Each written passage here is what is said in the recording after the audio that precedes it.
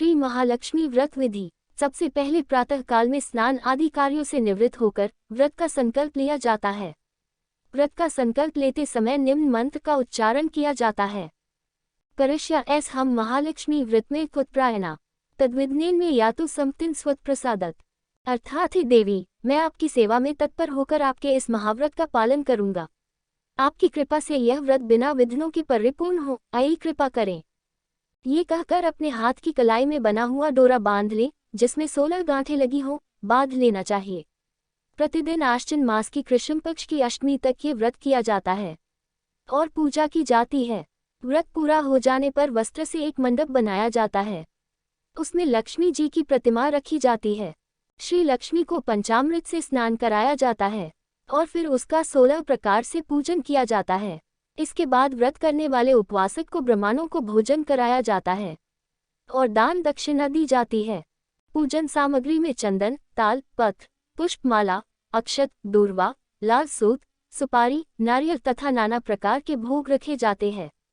नए सूत 16 की संख्या में 16 बार रखा जाता है। इसके बाद निम्न मंत्र का उच्चारण किया जाता है। क्षीरोदार्णव संभूता लक्ष्मीश्चंद्र सहोदरा व्रतोनानेत संतुष्टा भवताद विष्णु बल्लभा। अर्थात क्षीर सागर से प्रकट हुई लक्ष्मी जी, चंद्रमा की सहोदर श्री विष्णु वल्लभा महालक्ष्मी इस व्रत से संतुष्ट हो। इसके बाद 4 ब्राह्मण और 16 ब्राह्मणियों को भोजन करना चाहिए। इस प्रकार यह व्रत पूरा होता है। इस प्रकार जो इस व्रत को करता है उसे अष्टलक्ष्मी की प्राप्ति होती है। 16वें दिन इस व्रत का उद्यापन किया जाता है। जो व्यक्ति किसी कारण से इस व्रत को 16 दिनों तक न कर पाए, वह 3 दिन तक भी इस व्रत को कर सकता है। व्रत के 3 दिनों में प्रथम दिन, व्रत का 8वां दिन व व्रत के 16वें दिन का प्रयोग किया जा सकता है। इस व्रत को लगातार 16 वर्षों तक करने से विशेष शुभ फल प्राप्त होते हैं। इस व्रत में अन्न ग्रहण नहीं करना चाहिए। केवल फल, दूध, मिठाई का सेवन किया जा सकता है। ****************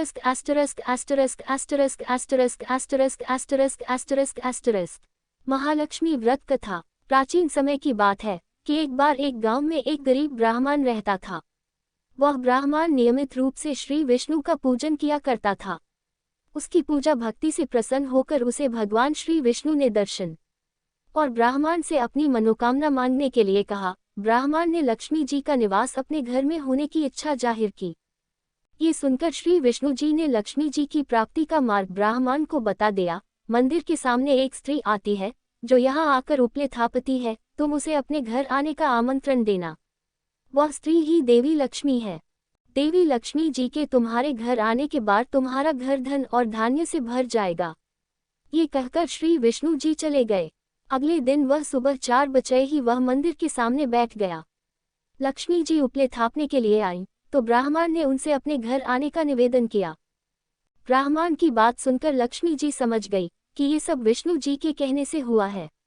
लक्ष्मी जी ने ब्राह्मण से कहा कि तुम महालक्ष्मी व्रत करो। 16 दिनों तक व्रत करने और 16वें दिन रात्रि को चंद्रमा को अर्घ्य देने से तुम्हारा मनोरथ पूरा होगा।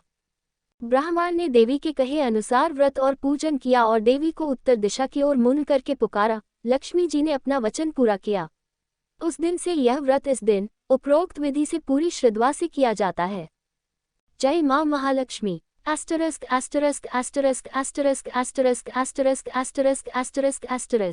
आरती। ओम जय लक्ष्मी माता। मैया जय लक्ष्मी माता, तुमको निस दिन सेवत। मैया जी को निस दिन सेवत। हर विष्णु विधाता। ओम जय लक्ष्मी माता। उमा रमा ब्रह्मानी, तुम ही जग माता। ओ मैया तुम ही जग माता। सूर्य चंद्र माँ ध्यावत। नारद ऋषि गाता। ओम जय लक्ष्मी माता। दुर्गा रूप निरंजनी, सुख संपत्ति दाता। ओ मैया सुख संपत्ति दाता।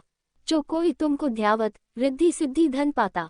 ओम जय लक्ष्मी माता। तुम पाताल निवासिनी, तुम ही शुभ दाता। ओ मैया तुम ही शुभ दाता। कर्म प्रभाव प्रकाशिनी, भव निधि की दाता। ओम जय लक्ष्मी माता। जिस घर तुम रहती तह सब सद्गुण आता। ओ मैया सब सद्गुण आता।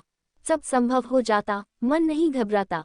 ओम जय लक्ष्मी माता। तुम बिन यज्ञ न होते, वस्त्र न कोई पाता। ओ मैया वस्त्र न कोई पाता। खान पान का वैभव सब तुमसे आता।